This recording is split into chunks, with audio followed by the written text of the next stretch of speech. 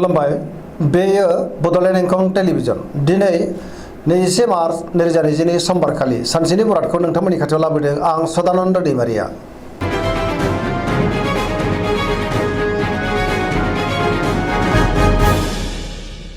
सिगां फरायनो लादों मेष राशि गिबि हांखो अ ल। दिनैनि साना जोबोद मोजां समाजाव लोगो लेवा बांगोन बयजोंबो गोरोबनो रोंगोन गुबुनजों मोजां सोमोन्दो लाखिनो रोंगोन सुथुरखौ दिनै गोरलैयैनो फेजेननो हागोन जेरावबो देरहासार जागोन मावनो लानाय खामानिखौ थि समावनो आरो गोरलैयैनो मावफुंनोबो हागोन गोसोखौ दिनै जोबोर गोजोननाय मोनगोन देहायाबो दिनै मोजाङैनो थागोन बहानिफ्रायबा मोजां खौरां फैनो हागौ रांखावरियाव दिनै जोबोर मोजां गोबां धोन आरजिनोबो हागोन आरो आयाबो बांगोन बेफार फालांगियाव जोबोर मोजां मुलाम्फा मोननो हागोन सोरबा लोगोनिफ्राय थोजासे हेफाजाब मोनगोन न'खराव दिनै अननानै फैगोन बिदा फंबायजों मोजां सोमोन्दो थागोन बहाबा थांनांगौब्ला दिनै जोबोर मोजां आरो मोजाङैनो हान्थिनोबो हागोन गुबुननि गोसोखौ गोरलैयैनो बोनो हागोन गोसोनि बोलोआ बांगोन मोनफ्रोमबो खामानिखौनो दिनै मावफुंलांनो हागोन समाजाव मान बांगोन लाइमोनफोरा दिनै जोबोर रमान्टिक जागोन आरो गावबा गावनि गोसोनि साननायखौ फोरमायलायनोबो हागोन फरायसाफ्रा फरायनायाव गोसो दुंखांगोन आरो मोजां फिथाइ मोनगोन सरासनस्रायै दिनै साना जोबोर मोजां आरो मोजाङैनो बारग'लांगोन।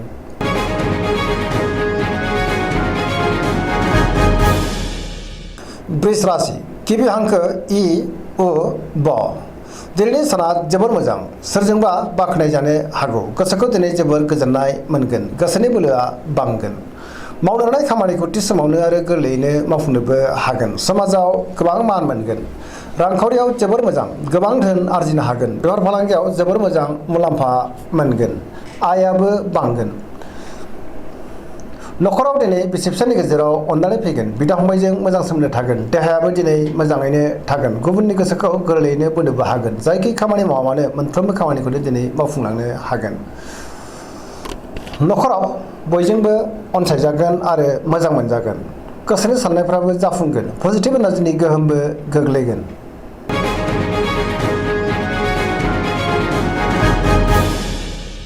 मिथुन राशि गिबि हांखो क स। दिनैनि साना जोबोर मोजां जेरावबो आखा फाखा जागोन आरो गोसोखौ दिनै जोबोर गोजोननाय मोनगोन गोसोनि बोलोआ बांगोन गोबां बिथिङाव जाफुंसार जानो हागोन गुबुननि अनसायनाय मोनगोन गोसोखौ दिनै जोबोर खुसि मोनगोन आरो बोलो फैगोन गोसोआ दिनै जोबोर रमान्टिकबो जागोन देहाया मोजाङैनो थागोन रांखावरियाव दिनै जोबोर मोजां बेफार फालांगियाव जोबोर मोजां मुलाम्फा मोनगोन समाजाव गोबां मान मोनगोन गोसोनि बोलोआ बांगोन मावनो लानाय खामानिखौ थि समावनो आरो गोरलैयैनो मावफुंनोबो हागोन सोरबा लोगोनि मोजां खौरां मोननो हागौ गुबुनजों मोजां सोमोन्दो लाखिनो रोंगोन लाइमोनफोरा मोजां खौरां मोनगोन गुबुनजों अनजासो गारगोन पजिटिभ एनार्जिनि गोहोमबो गोग्लैगोन फरायसाफ्रा फरायनायाव गोसो दुंखांगोन आरो मोजां फिथाइ मोनगोन।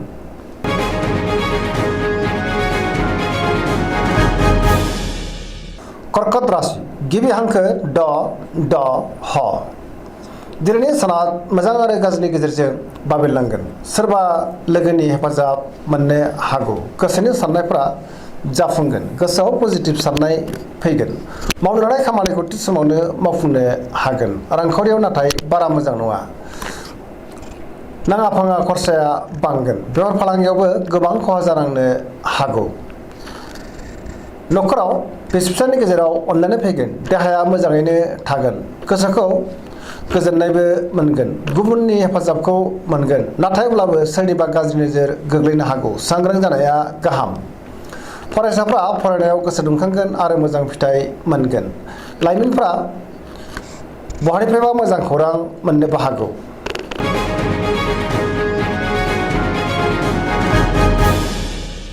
सिंह राशि गिबि हांखो म ट।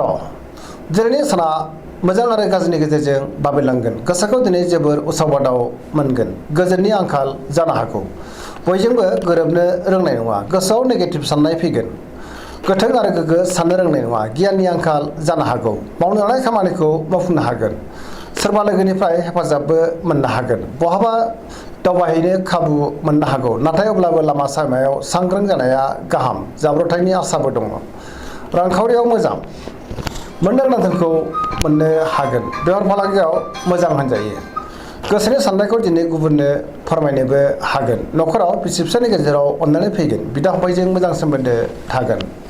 बहानिफ्रायबा मोजां खौरां फैनोबो हागौ। देहाया नाथाय बारा मोजां थानाय नङा। गोबां रोखोमनि देहायारि जेंनाजों मोगा मोगि जानांनोबो हागौ।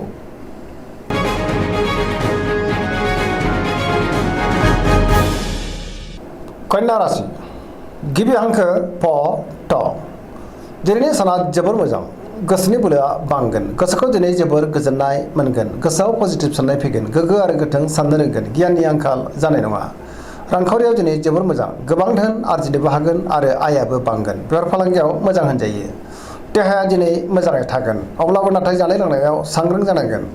गोबां मुंदांखा सुबुंजों लोगो मोनज्लायनो हागौ। न'खराव बयजोंबो अनजागोन आरो मोजां मोनजागोन।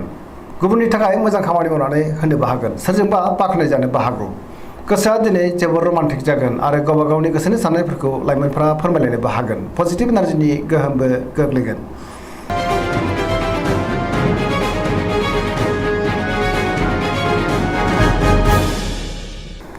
तुला राशि गिबि हांखो र ट। दिनैनि साना मोजां आरो गाज्रिनि गेजेरजों बाबेनलांगोन। गोसोनि बोलोआ बांगोन। नाथाय अब्लाबो गुबुननिफ्राय गाज्रि खौरां फैनोबो हागौ। रांखावरियाव जोबोर मोजां। अब्लाबो नाथाय खरसायाबो बांगोन। बेफार फालांगियाव मोजां। देहाया बारा मोजां थानाय नङा। गोबां रोखोमनि देहायारि जेंनाजों मोगा मोगि जानांनो हागौ। न'खराव दिनै बिसि फिसायनि गेजेराव अनलायनाय फैगोन। बिदा फंबायजों मोजां सोमोन्दो थागोन। गुबुनजों मोजां सोमोन्दो लाखिनोबो रोंगोन। समाजावबो मान मोनगोन। बहानिफ्रायबा हरखाबै गाज्रि खौरां फैनोबो हागौ। गोदान थांखि लानो हाथायनाय नङा आरो गोदान खामानियाव आखाइ होनोबो हानाय नङा। माबा नङा माबा मोनसे हेंथा हेंसि फैनो हागौ। नेगेटिभ एनार्जिनि गोहोमबो गोग्लैनो हागौ।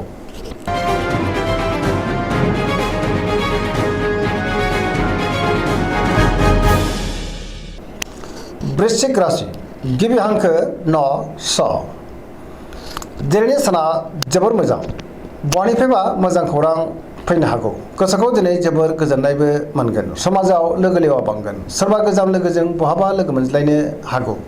गोसोआव गोग्गो आरो गोथों साननाय फैगोन। मावनो हानाय खामानिखौ थि समावनो आरो गोरलैयैनो मावफुंनोबो हागोन। बहानिफ्रायबा मोजां खौरां मोननोबो हागौ।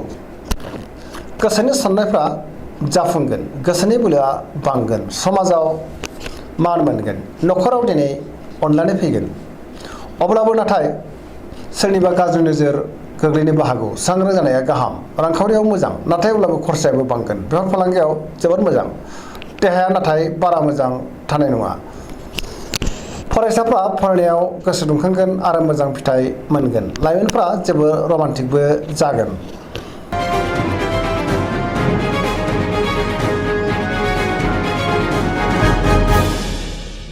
धनु राशि गिबि हांखो ध फ भ। दिनैनि साना बारा मोजां नङा। गोसोआव गोनो गोथो साननाय फैगोन। नेगेटिभ एनार्जिनि गोहोमबो गोग्लैनो हागौ। गुबुनजों रायखोमा जानोबो हागौ। मावनो हानाय खामानिखौ थि समावनो मावफुंनो गोब्राब जागोन। गोसोनि साननाया देबार नांगोन। रांखावरियाव मोजां। नाथाय अब्लाबो खरसायाबो बांगोन। मोननो गोनांखौ नाथाय मोननो हागोन। बेफार फालांगियाव मोजां होनजायो। समाजाव मान मोनगोन। देहाया दिनै मोजाङैनो थागोन। अब्लाबो नाथाय जानाय लोंनायाव सांग्रां जानांगोन। न'खराव अनलायनाय फैगोन। बिदा फंबायनि हेफाजाबखौ मोननो हागोन। बहानिफ्रायबा गाज्रि खौरां फैनोबो हागौ। लाइमोनफोरनि गोसोआ दिनै जोबोर आला खालाबो जागोन। नेगेटिभ एनार्जिनि गोहोम गोग्लैनो हागौ। गोजोननि आंखाल जानोबो हागौ।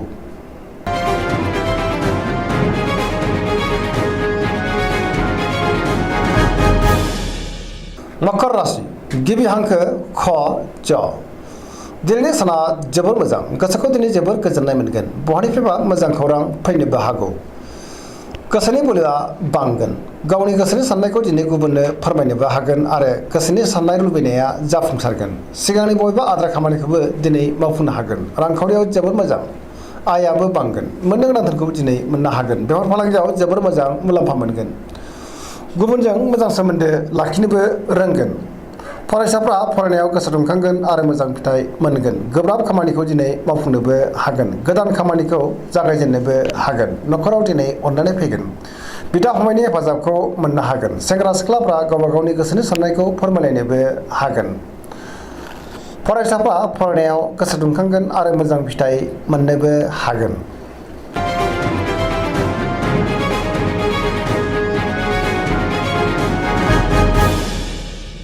कुम्भ राशि गिबि हांखो ग स स। दिनैनि साना बारा मोजां नङा। गोसोआव गोनो गोथो साननाय फैगोन। गुबुननि थाखाय नाङा फाङा जेंनायाव गोग्लैनोबो हागौ। गोसोखौ जोबोर उसाव-बादाव मोनगोन। मावनो लानाय खामानिखौ थि समावनो मावफुंनो गोब्राब जागोन। बहानिफ्रायबा हरखाबै गाज्रि खौरां फैनोबो हागौ। समाजाव नाथाय मान मोनगोन। गोबां मुंदांखा सुबुंजों लोगो मोनज्लायनोबो हागौ। रांखावरियाव बारा मोजां नङा। नाङा फाङा खरसाया बांगोन। बेफार फालांगियावबो गोबां खहा जानांनो हागौ। सांग्रां जानाया गाहाम। देहाया मोजाङै थागोन। अब्लाबो नाथाय जानाय लोंनायाव सांग्रां जानांगोन। न'खराव अनलायनाय फैगोन। गुबुननि हेफाजाब मोननो गोब्राब जागोन। बिमा-बिफानि अननाय आरो बोरखौ नाथाय मोनगोन। बहाबा दावबायहैनो खाबु मोनगोन। नाथाय अब्लाबो लामा सामायाव सांग्रां जानांगोन। नेगेटिभ एनार्जिनि गोहोमबो गोग्लैनो हागौ।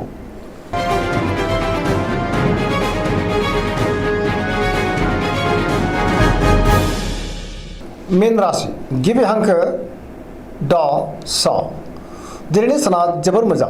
गोसोआव पजिटिभ साननाय फैगोन। गोसोनि बोलोआ बांगोन। गावनि गोसोनि साननायखौ दिनै गुबुननो फोरमायनोबो हागोन। देहाया मोजाङै थागोन। अब्लाबो नाथाय जानाय लोंनायाव सांग्रां जानाया गाहाम। रांखावरियाव जोबोर मोजां। गुबुननि थाखाय गोबां मोजां खामानि मावनानैबो होनो हागोन। बेफार फालांगियाव जोबोर मोजां मुलाम्फा मोनगोन। न'खराव बिसि-फिसायनि गेजेराव अनलायनाय फैगोन। गोसोनि बोलोआ बांगोन। सोरजोंबा बाख्नाय जानोबो हागौ। लाइमोनफोरनि गोसोआ दिनै जोबोर रमान्टिक जागोन आरो गावबा गावनि गोसोनि साननायफोरखौबो फोरमायलायनोबो हागोन। बहानिफ्रायबा मोजां खौरां फैगोन। फरायसाफ्रा दिनै फरायनायाव गोसो दुंखांगोन आरो मोजां फिथाइ मोननोबो हागोन। लाइमोनफोरनि गोसोआ दिनै जोबोर रमान्टिक जागोन। गाव गावनि गोसोनि साननायखौ फोरमायलायनोबो हागोन। सरासनस्रायै दिनै साना जोबोर मोजां आरो मोजाङैनो बारग'लांगोन। दिनैनि राशि फरायनाया एसेनोसै। जोबनायाव बेखौनो खावलायो जाहाथे नोंथांमोना सानफ्रोमबो जोंनि बे बड'लेण्ड इंखं टेलिभिजनखौ नायबाय थायो आरो साबस्क्राइब खालामो, लोगोसे लाइक खालामो आरो शेयार खालामो। एसेनोसै, गोजोन्थों।